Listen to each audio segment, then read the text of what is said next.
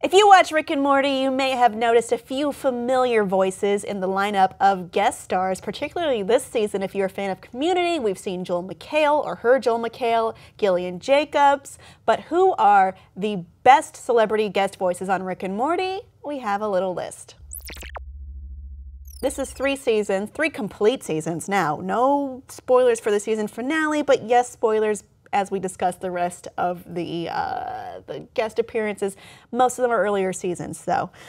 So my first one was a surprise on April Fool's Day, which was Nathan Fillion as Cornelius Daniel. So what I liked about this race of Gromphamites in the Galactic Federations is that they have weird names like this. We previously saw Andy Daly as Crumbopulous Michael. I like that it follows the lore. That has nothing to do with Nathan's performance, but he's peak Nathan Fillion in this role, where he's kind of smooth talking, excitable.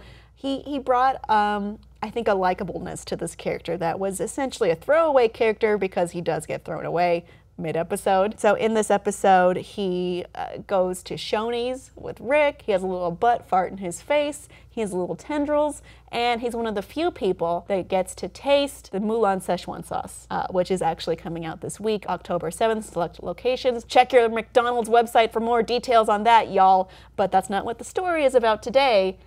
His performance did help the hype go for that one, for sure. Do you have anything to say? No? Okay. I think it's, cool. I think it's fun. I love the tradition. I'll just keep going. I love the tradition of celebrity guest stars on animated shows. Yeah, it's fun to like listen and go, who is that?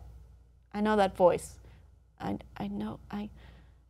Nathan Fillion! Our next one is John Oliver. So this, I almost forgot he was in this show, but when you hear him, he's distinctly John Oliver. This was during the 3rd episode, a long time ago, Anatomy Park, where he voices Dr. Xenon Bloom. He's kind of like an amoeba version of John Hammond from Jurassic Park. And I think this is the kind of role that John Oliver is great at explaining things, at being a little bumbling, a little knowledgeable, but fallible, and he certainly brought it here. And then at the end, he realizes he could have put the bone train on autopilot, but he ends up dying anyway.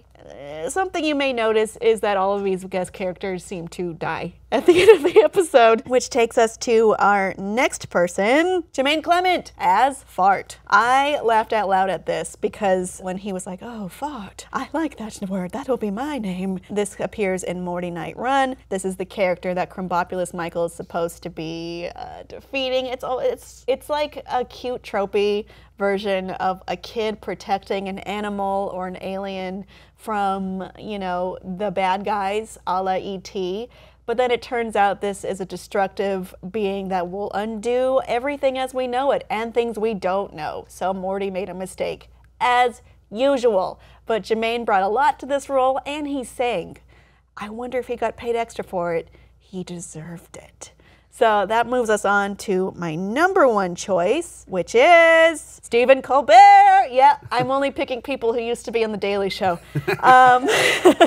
He plays Zeep Zanflorp, and this is an episode that I actually wanted to get custom art of because so what happens is he exists as kind of the Rick of his universe in a universe that Rick created, which is actually a battery to power his vehicle, and he doesn't know it yet, and he thinks he's developed a better alternative energy, and it just keeps going that way, and we see Nathan Fielder and other characters along that line. I loved this episode. I especially loved Peace Among Worlds, which was putting on some kind of disguise, walking out. I don't know if you have to blur this, like, hello, peace among worlds, this is what it means, and everybody does that. He plays like a disaffected genius so well. I mean, Stephen Colbert always sounds like Stephen Colbert to me because I'm used to him.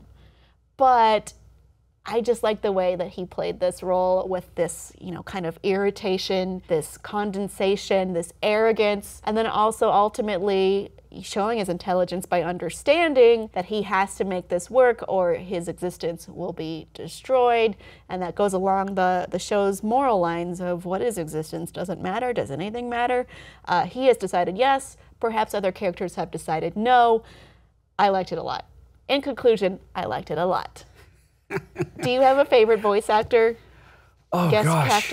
Guest character actor. I never have time to process because I'm one of these people that spends the entire episode trying to figure out who it is, and I don't figure it out until right before the end of the episode. I'm like, whose voice is that? That's kind of like a game I play, which is I love to listen to the voice and be like, who is that? Yeah, it always sounds. David Cross! You know? Right. It strikes me as familiar, and it drives me nuts for the whole episode, and then I get it at the end. By the way, this is a little off topic, but just hearing your descriptions of each episode, for anyone who's not seen this show, that would make me want to watch this show. The storylines are so I think most crazy. of the Nerd Alert audience is aware of this show because I talk about it a lot. If you have friends that aren't watching the show, you could just have Kim explain the show. Okay, don't watch the show. I'll just vaguely explain it to you secondhand, and it'll be not even close to as good. Go watch the show. I cannot do that. I cannot do it justice at all. But yeah, I like this show a lot. We won't be seeing more episodes for a long time, so now is a good time to catch up, I guess, with these very characters. Audience, who is your best guest character? And don't pick one that was voiced by Justin Roiland, like MBPH, Mr. Poopy Butthole, because he's always there. Pick someone else. Please let us know your choice below, and please like and subscribe for more.